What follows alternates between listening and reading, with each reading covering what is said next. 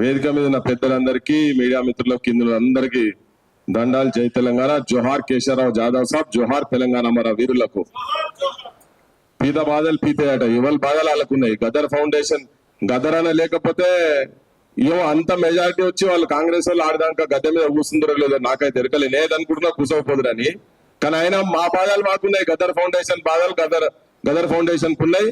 ఇప్పటిదాకా జాగది జాడపత్తలేదు. తిరుగుతూనే ఉన్నాం, ఇంటర్వ్యూలు కూడా ఇస్తలేరు వాళ్ళకి. ఇంకెప్పుడు ఎవరు చెప్పుకోవాలి?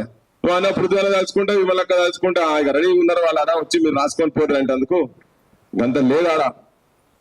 ఒక దొంగ పోయి ఇంకో దొంగ వచ్చిండు అంతే తప్ప పెద్ద మార్పు ఏం జరగలేదు ఆడ. గద్దరన్న చెప్పిండు కదా, ఇటు అసెంబ్లీ గురించి చెప్తారు. ఇటోడు అటు కూర్చుండు, అటోడు ఇటు కూర్చుండు.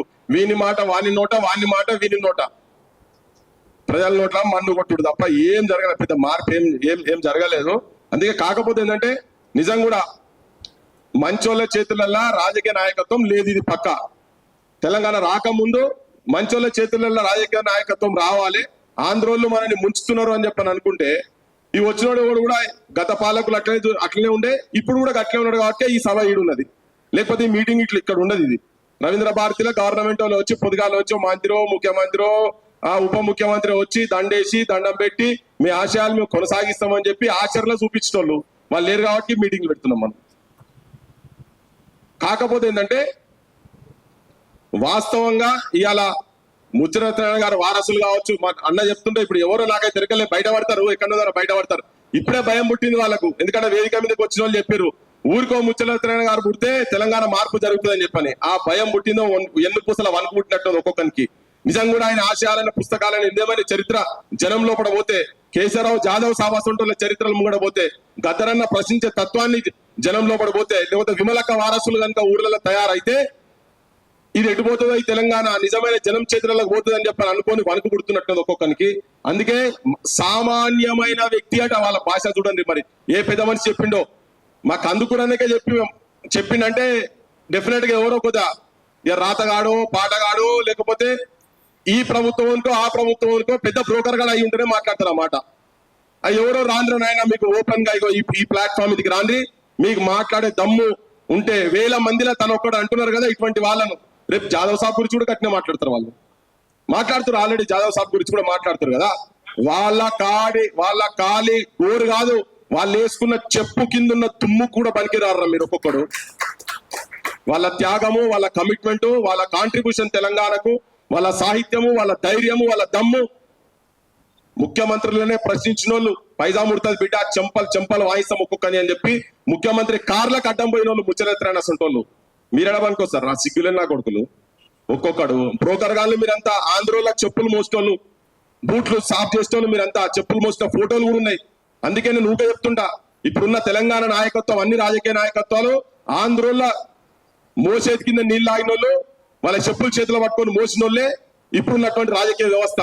అది ఎవరైనా కావచ్చు, గత ప్రభుత్వాలు కావచ్చు, ఇప్పుడు కావచ్చు, బీజేపీలో వాళ్ళే ఉన్నారు, కాంగ్రెస్ లో వాళ్ళే ఉన్నారు, రాజశేఖర రెడ్డి వారసులు,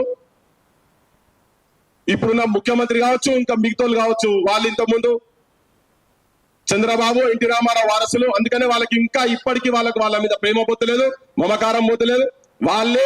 వాళ్ళ విగ్రహాలే ఉండాలన్నట్ట. కేశవరావు జాదవ్ సాబ్, ముచ్చరత్న గారి విగ్రహాలు అవసరం లేదు వాళ్ళకి ఇంకా అదే మత్తులో ఉన్నారు వాళ్ళు. మనోళ్ళు కూడా సోయికి లేరు, మన జనం కూడా సోయికి లేరు. మన జనం కూడా సోయికి రావాలి, తెలంగాణ జనం కూడా సోయికి రావాలి. కథం అయిపోతున్నది. హైదరాబాద్ ను మొత్తం చుట్టుముట్టిండ్రు వాళ్ళు. రేపు యూనియన్ టెరిటరీ ఆగవాగం చేస్తారట. మేము కూడా ఏం కానీయం, వాళ్ళ వారసులం. ముచ్చరత్న గారి వారసులు కావచ్చు, కేశవరావు జాదవ్ గారు వారసులు కావచ్చు, గద్దరన్న వారసులం. ఇంకా బతికే ఉన్నాం ఈడ. మేము అంత ఈజీగా ఏమీ వదిలిపెట్టాం. వాళ్ళ ఆలోచన విధానాన్ని జనం లోపల తీసుకపోతాం. మీరు ముంచే ప్రయత్నం చేస్తారు కదా. ఇంతకుముందు చెప్తుండే ఎవరో ఏది ఆయన దావోస్కెళ్ళి చెప్తాడట, నువ్వు ముఖ్యమంత్రి కావాలి, లోకేష్ మీ నాయన ప్రధానమంత్రి కావాలని. అరే అమ్మ బ్రోకర్గిరి చేసినందుకు కూడా ఇంతకన్నా దరిద్రమైన మాట లేదురా నాయన, నాకు అర్థమవుతలేదు. ఇక్కడ వండుకుంటూ కూడా మన ఇంట్లో తినుకుంటూ పోయి మంది పాట పాడుతున్నాడు ఇప్పుడున్న ముఖ్యమంత్రి. దావోస్ చెప్పినట్టు కదా స్టేట్మెంట్ ముఖ్యమంత్రి. సో అన్ని రాజకీయ పార్టీలు బీఆర్ఎస్ తో సహా వాళ్ళు కూడా ఇప్పుడు ఇక్కడ విగ్రహాలు పెట్టాలంటే ఇప్పుడు నిజంగా కూడా మైత్రివనం దగ్గర విగ్రహం పెడతా అని చెప్పని ఈయన పెద్ద మనిషి ముఖ్యమంత్రి చెప్పిండు మన ఎలక్షన్లు అప్పుడు. ఎవరిది పెట్టాలో మనం చెప్పినాం. పైడి జయరాజ్ అసంటోళ్ళు కావచ్చు, ప్రభాకర్ రెడ్డి అసంటోళ్ళు అటువంటి వాళ్ళే కావచ్చు, వాళ్ళే పెట్టాలని చెప్పినాం. కాంతారావు గారు అసంటోళ్ళు నువ్వు సినిమా వాళ్ళే అంటే ఉద్యమకారులే పెట్టాలంటే మరి జాదవ్ సాబ్ది పెట్టు. హైదరాబాద్ లో పుట్టి పెరిగినోడు కదా, ఇక ఈ ప్రాంతంలో పుట్టి పెట్టిన ఓల్డ్ సిటీలో పుట్టి పెరిగినాడు కదా ఆని ముత్యం కదా. ఇవి రావు వాళ్ళకు సోయికి రావు. మన జనం కూడా ఎవరు అడుగుతలేరు. నిజాయితీవంతులు ఈ ప్రాంతంలో పుట్టినటువంటి వాళ్ళు, ఆంధ్రాలో చెప్పు చేతిలో ఉన్నటువంటి వాళ్ళు అధికారంలో ఉన్నారు కాబట్టినే ఇవాళ మనం ఈ స్టేజ్ల మీద కూర్చొని ఇట్లా మాట్లాడే పరిస్థితి వస్తున్నది. కానీ తెలంగాణ జనంకు చెప్పదలుచుకున్నాం ఏంటంటే, మోసపోతీవని నీవు గోసపడతావు అని చెప్పని 54లో ముచ్చట గారు ఎట్లయితే హెచ్చరిక చేసిండ్రో, ఇప్పుడు కూడా తెలంగాణ ప్రజలకు మళ్ళొకసారి తెలంగాణ వచ్చిన తర్వాత మోసపోబోతున్నాం. హైదరాబాద్ కూడా కలాస్ అయిపోతున్నది. తెలంగాణ వ్యతిరేక శక్తులు అధికారంలోకి వచ్చినారు కాబట్టి మోసపోతే ఇంతకుముందు గోషన్ని ఉండి ఆ గోషతో మళ్ళీ పంచ తయారు చేసుకున్నా ఉన్న గోషి కూడా ఉడవిక్కపోతున్నారు. ఇప్పుడు వచ్చేది రేపు హైదరాబాద్ పోతే అన్ని కథం అయిపోతుంది. ఇక్కడ నేను కొద్దిగా ఆవేశంగా చెప్తున్నా కావచ్చు, కానీ ఆలోచించాల్సిన అవసరం ఉన్నది. ఇలా ప్రశ్నించే తత్వం పెంచుకోవాలి. ఓట్లను నమ్ముకోవద్దు. ఇటువంటి వాళ్ళ ఆలోచన విధానాన్ని, వీళ్ళ త్యాగ బుద్ధిని కొంచెమన్నా సోయికొచ్చి యువతరం ఇలాంటి ఏ ఆకాంక్షల గురించి అయితే సార్ కూడా నాన్ ముల్కీ గోబ్యాక్, గైర్ ముల్కీ గోబ్యాక్ లో పార్టిసిపేట్ చేసిన వాళ్ళే కేశవరావు జాదవ్ సాబ్. మేము యూనివర్సిటీలు ఉంటే తనను చూసుకుంటా పోతుంటేనే మాకు చైతన్యం. కాకపోతే సార్తో ఒక ప్రాబ్లం ఏముంటే హిందీలో మాట్లాడుతుండే. సార్ తెలుగులో ఫ్లూయెంట్ లేడు, అందుకే ఊర్లలో పెద్ద పాపులర్ కాదు. సార్ కనుక తెలుగు వచ్చేది ఉంటే చాలా బాగుంటుండే. సార్ తెలుగు చక్కగా రాదు, అందుకే ఊర్లలో ఇట్లా తీసుకుపోవాలంటే భయం అవుతుండే. సార్ని తీసుకపోతే ఊర్లలో మనోళ్ళకి ఎక్కువ సరిగా అర్థం కాదని, కమ్యూనికేటర్ కాదని. కానీ ఆయన చిన్న ఇన్సిడెంట్ అయినా కానీ क्या कर रहे तुम लोग, चलो अपन जाएंगे, चलो कोने उधर कोने कमिश्नर कोने क्या వీసీ కోనే ఈసారి ఎక్కడికో యూజీసీ చైర్మన్ అవు కావచ్చు అని సింపుల్ గా వాడు ఎవడో మాట్లాడిన వాళ్ళు వాడు చెప్తున్నాను కదా, లౌక్యం కదా సార్. ఏమన్నారు అన్నా, ఏమన్నాడే? ఇంప్రాక్టికల్ అంటే ఏంటిది అయ్యా? ఇంప్రాక్టికల్ అంటే ఏంటిది? నీకు నువ్వు పదవి ఇస్తా అంటే నీ కుక్కకు బొక్కేస్తే కంకుకుంటే తిరిగేటోడు ప్రాక్టికల్ మనిషి, అంతే కదా మీకు కావాల్సింది. ఆయన జనం పక్షాలు ఉన్నాడు. నీ వైస్ చాన్సలర్షిప్, నీ యూజీసీ చైర్మన్లు, నువ్వు ఇచ్చే హైయర్ ఎడ్యుకేషన్ కౌన్సిల్ చైర్మన్లు ఆయన వేసుకొని ఇడిచిపెట్టే చెప్పుతో సమానం. తీసి అవతల వాడేసింది. కకృతి గార్దులు అట్లా ఉన్నారు కాబట్టి ప్రాక్టికల్ ఏంది ఇంప్రాక్టికల్ ఏంది అయ్యా? జనం మోదీకి చచ్చిపోతున్నారు, జనం పక్షాలు ఉన్నారు. ఇటువంటి వాళ్ళందరూ వాళ్ళని ఆదర్శంగా తీసుకోవాలి. ఆ మాట్లాడేవాడు కూడా వాడ జీతగాడ ఉంటాడు అక్కడ. ఈ ఇప్పటి పాలకులు జీతగాడో, గతం పాలకులు జీతగాడో, ఈ ఇద్దరు పాలకులు ఆంధ్రోని జీతగాడు కాబట్టి వాళ్ళు గట్టిగా మాట్లాడతారు. ఎందుకంటే మేఘా కృష్ణారెడ్డి అందరికి ఫండింగ్ ఇచ్చిండు. బీజేపీ వానికి ఇచ్చిండు, కాంగ్రెస్ వానికి ఇచ్చిండు, బీఆర్ఎస్ వానికి ఇచ్చిండు, అందరికి ఇచ్చిండు కదా. వాళ్ళే హెడ్, వాళ్ళ చేతుల్లో ఈ నాయకత్వం ఉన్నది కాబట్టి దరిద్రానికి ఉన్నది ఇక్కడ. అయితే సాయి రమణ మా లోపల లేదని కాదు, మాట్లాడుతూనే ఉన్నావు, కొట్లాడుతూనే ఉన్నావు.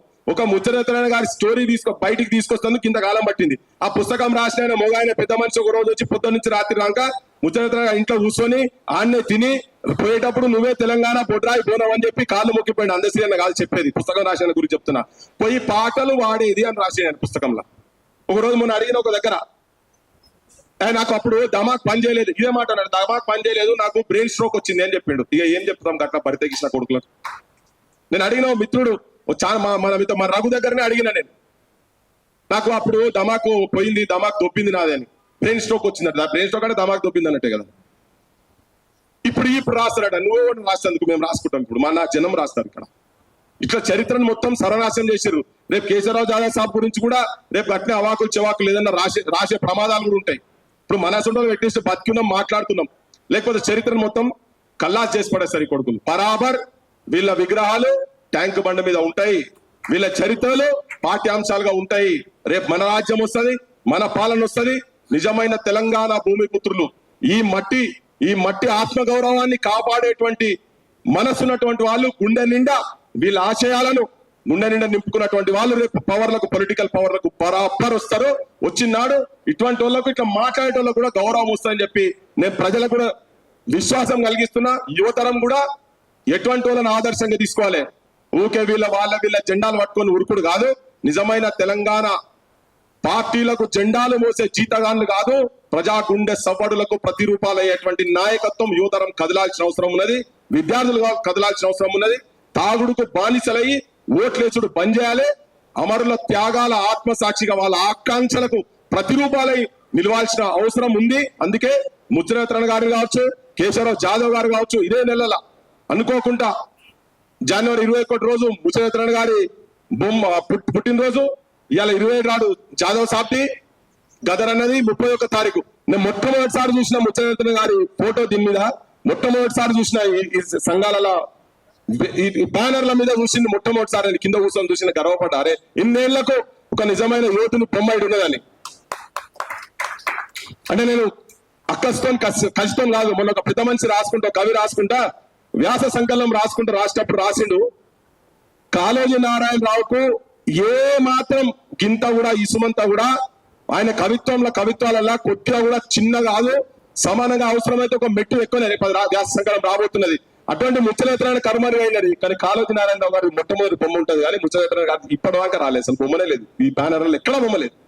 ఇన్ని ఉద్యమాలు తెలంగాణ వచ్చిన తర్వాత కూడా తెలంగాణ అయ్యేటప్పుడు కూడా నా గొడవ పదం ఎక్కడిది, గొడవ అనే పదం ఎక్కడిది, గొడవ అంటారా మన దగ్గర పంచాయతీ లొల్లి కిరికిరి.